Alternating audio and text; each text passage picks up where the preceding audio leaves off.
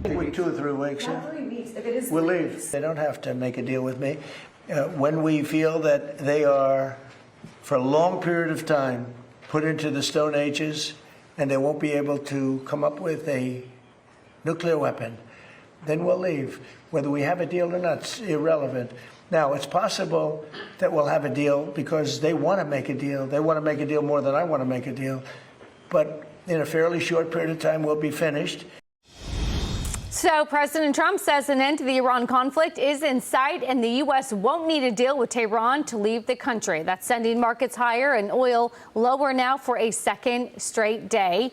Welcome back to the second hour of the Big Money Show. I'm Taylor Riggs, along with my phenomenal co-host and a laughing Brian Brenberg. And with us for the entire hour, Fox Business's Jerry Willis. Great to have you. Yes, Jerry. Thank you. Good to be here. So investors will be watching tonight as the White House says the president will provide an important update on Iran during an address at 9 p.m. Eastern.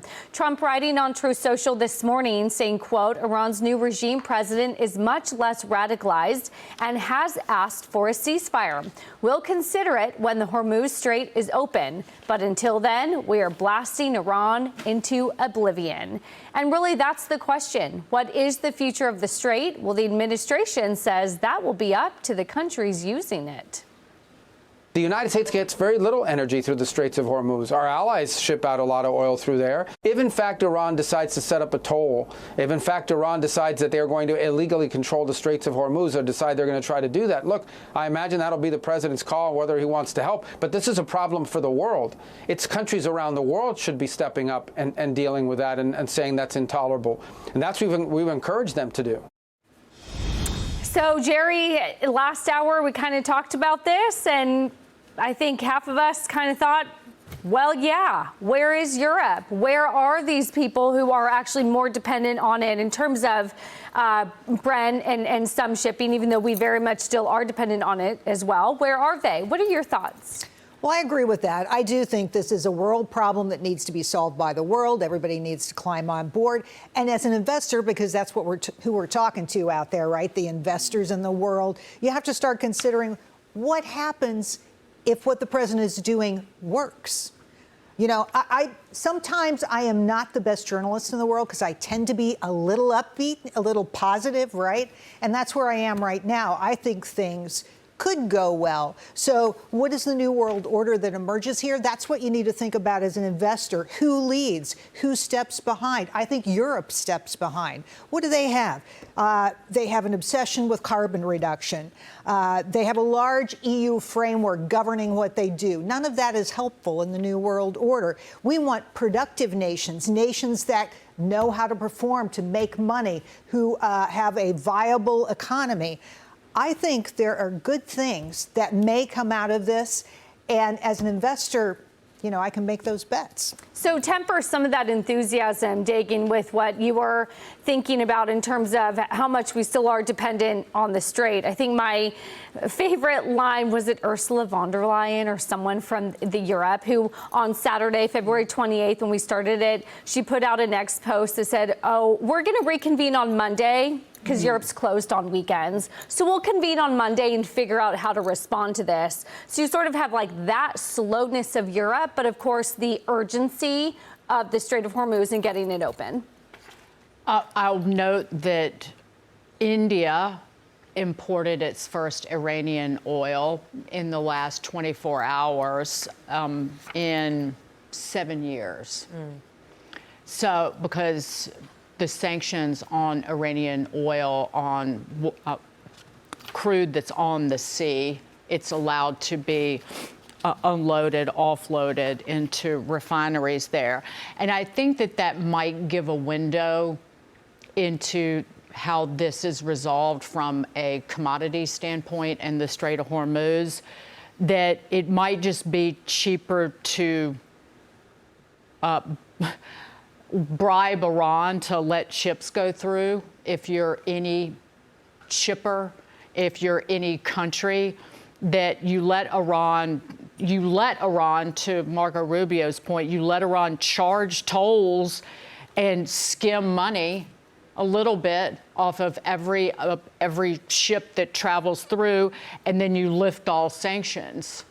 And then that's that. And you hope that all that money brings the Iranian regime into the new world, because our military has been very effective in the taking out the missile stockpiles, drone stockpiles, and the production facilities. And you mentioned the uranium that's there. But how do you either, again, carrots or sticks, those are the carrots to get the strait open, potentially. Brian? Yes.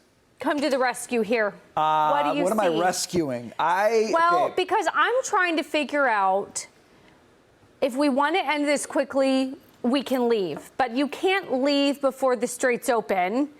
But you can if you're thinking that everyone else is going to step up, and then us leaving, does that pressure everyone else to step up, right? Like, I'm trying to figure this out. I don't know how to solve all that. I think there's a bigger thing here that is worth noting. Okay, do you remember in Trump's first term how he changed almost the whole world's mind on China?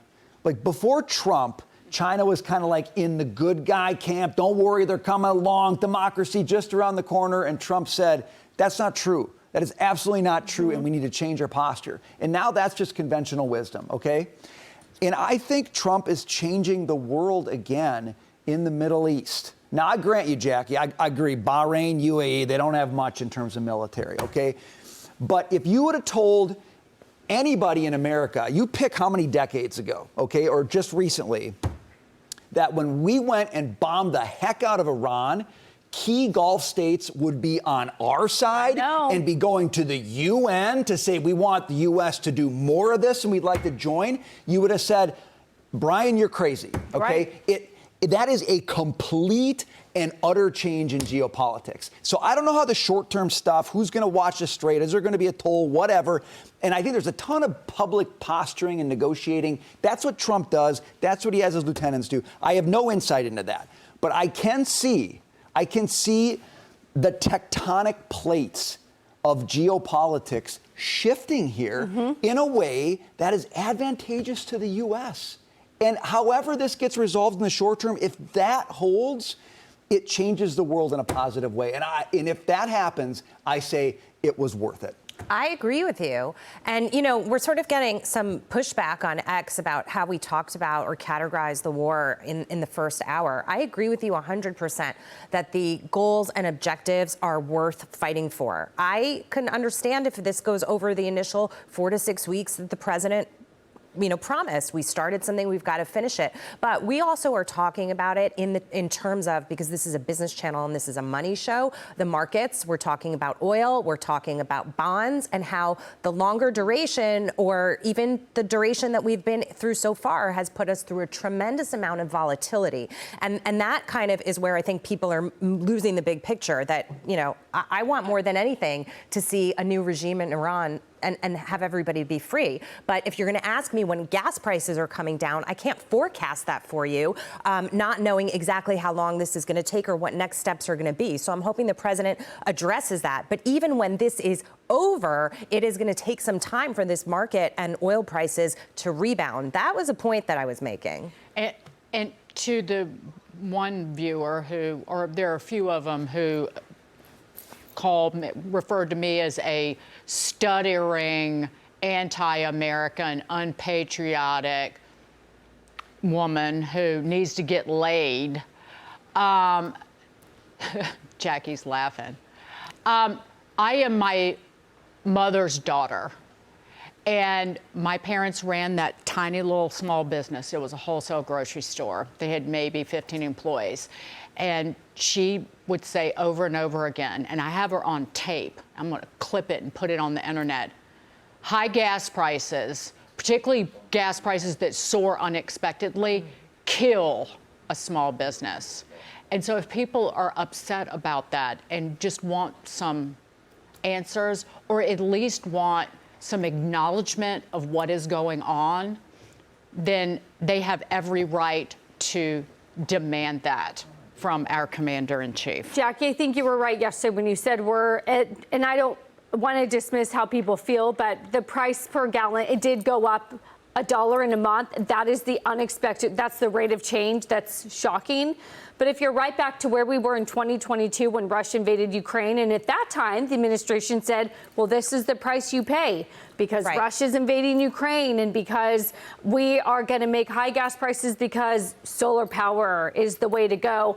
I think, what Brian is trying to say is like, this time it is worth it. This time there might be something to show for it. And you know what? If the Republicans are going to lose the midterms anyways, who cares? Because we're going to actually be setting up for 2030 when you get all of the new seats in Florida and Texas because of the population changes that actually could shift things back. Again, so I think Americans were so wired to think short term. And I think it is in this moment hard but necessary to also try to think big picture. Yeah. But that's very hard for small businesses to do, I understand. Well, after Biden, the short term that Americans were living with was paycheck to paycheck and not having a pantry full of food because they couldn't afford to fully stock their pantry. And so, yeah, short term is right, because that's what we were left with when Biden kicked rocks and finally left office. I know that we're running out of time. We suffered $5 gas at Biden's peak, and people didn't say anything about it. And the Russia-Ukraine war, mind you, was over basically, and I'm simplifying it here, but Vladimir Putin, you can't tell us who to be friends with, and we spent $300 billion on it. And by the way, we're still in it, and people have lost lives, and there's been massive amounts of destruction.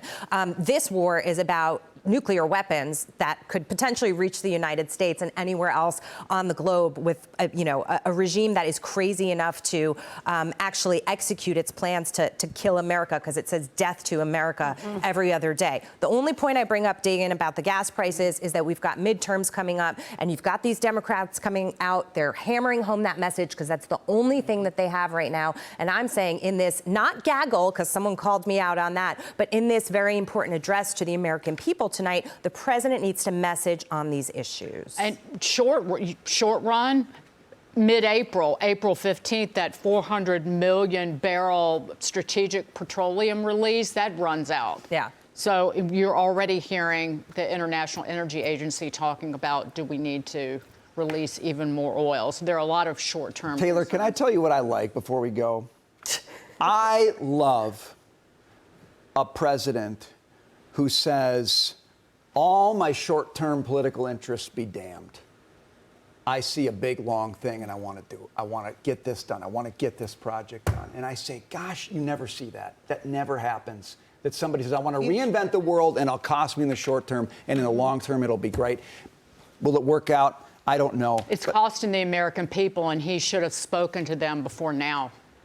You know what? I don't think President Trump has ever hesitated to speak to Right, I was going to anybody. say, this is not a man who's at a loss He for does words 10 press ever. conferences a day. Like, maybe he hasn't said the right things, but he has not shied away from answering questions. I don't think.